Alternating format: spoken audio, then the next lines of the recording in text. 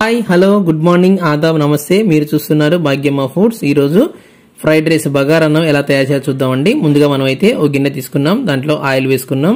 So దీంట్లో మనకి బగారా దినుసులంటంగానే బగారా ఆకు, దాల్చిన చెక్క, లవంగాలు, షాజీరా ఇవన్నీ కూడా దీంట్లో వేసుకున్నామండి।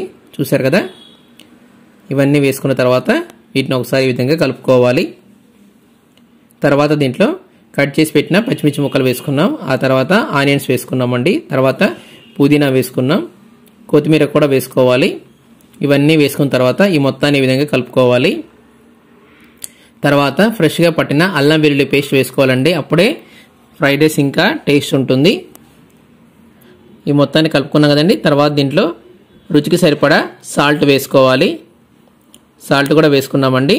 తర్వాత మేమైతే అండి రైస్ కొలత అనేది మనం తీసుకునే దాని ఫర్ ఎగ్జాంపుల్ ఇక్కడ చూడండి, ఇక్కడ మేము 9 గ్లాసుల రైస్ తీసుకున్నామండి, దానికి 17 గ్లాసుల వాటర్ పోసాము। ఫర్ ఎగ్జాంపుల్ మేము 10 గ్లాసుల రైస్ తీసుకున్నాం అనుకోండి, 9 గ్లాసుల వాటర్ పోసుకుంటే సరిపోతుంది। సో ఆ విధంగా కొలత అనేది కరెక్ట్గా ఉంటుంది।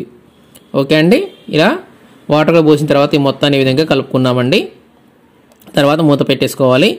ఒక 10 మినిట్స్ తర్వాత చూసారు కదా, సో చక్కగా అన్నం అనేది ఉడికిపోయింది। ఇప్పుడు దీంట్లో మనం నిమ్మకాయ రసం వేసుకుంటున్నామండి। నిమ్మకాయ రసం వేసుకోవటం వల్ల మనం బగారా రైస్ తినేటప్పుడు మనకి పుల్ల పుల్లగా చాలా చాలా టేస్ట్ ఉంటుందండి। ఇది మాత్రం అసలు స్కిప్ చేయొద్దు। ఓకే అండి, అంతే అండి, ఎంతో రుచికరమైన వేడి వేడి బగారా రైస్ అనేది రెడీ అయిపోయింది। ఫైనల్గా దీంట్లో మనం ఫుడ్ కలర్ వేస్తున్నామండి, లెమన్ ఎల్లో। సో దీనివల్ల ఏంటంటే టెక్స్చర్ అనేది బాగుంటుంది। Okay friends, it's completed. ఈ వీడియో నచ్చితే లైక్ చేయండి, మీరు కొత్తగా మన ఛానల్ చూస్తుంటే సబ్స్క్రైబ్ చేయండి।